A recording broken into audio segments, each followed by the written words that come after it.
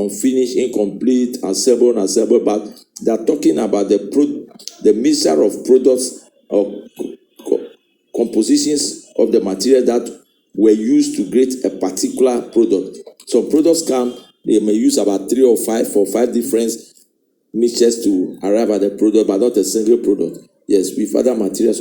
Any reference to goods of a given material that be taken to include a reference of goods consisting wholly or partially. The classification of goods consisting of more than one material of substance according to the principle of Rule 3. So you see, the moment you encounter products of composite mixtures of raw materials, don't use Rule 2, go to Rule 3. This is a legal note, so legality, they are directing you, they are instructing you, so you should do it as such. Yes. So if you were importing the custom transit kit and the tariff does not specify this product. So what is Rule 2? When application of Rule 3b or any other reason goods are prima facie classifiable under 2 or more headings, classification shall be effected as follows. So you see, when you come with the products and they are falling under 2 or more headings, because the rule says that any product should be classified only once and correctly under only one HS code. But here you are faced with the dilemma of it falling under, it can even fall under 4 HS codes. What do you do to get the most appropriate HS code?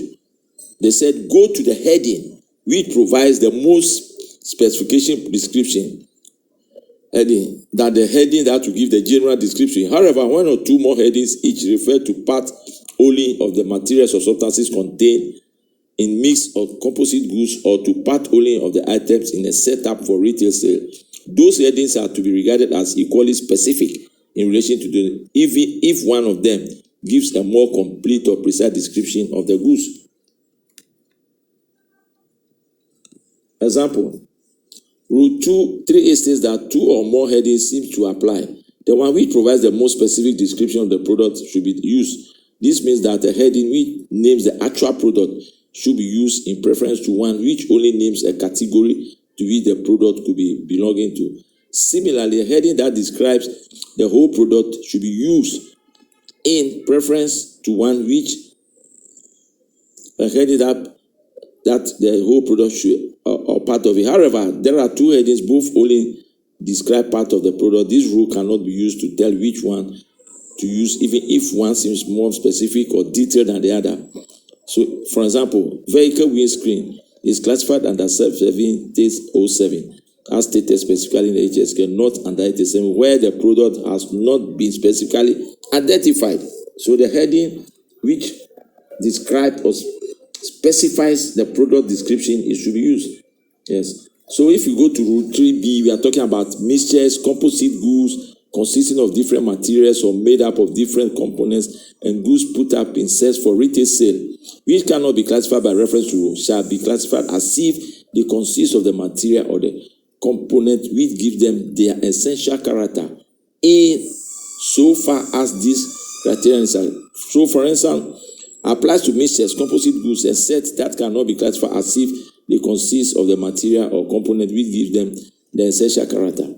An importer bringing in liquor gift set that include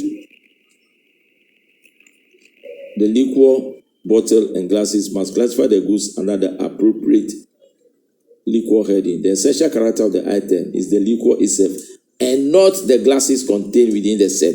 When goods cannot be classified by reference to 3 or they must be classified under the heading which occurs last in the numerical order among those which equally merit consideration.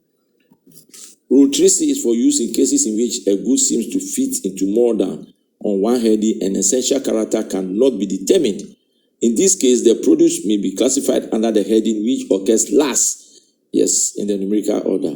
A gift set which includes, for example, a gift set which includes socks and heading 117 cannot be classified by the previous rule since neither item gives the gift its essential character.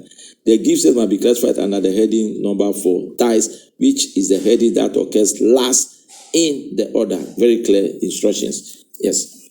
So we continue. How do I use what warrants me to move from Rule 3 to Rule 4?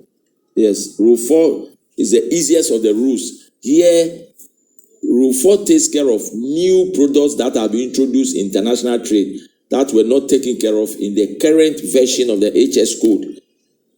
So how do we cancel this in? We send them to the HS code of the products. They are very akin.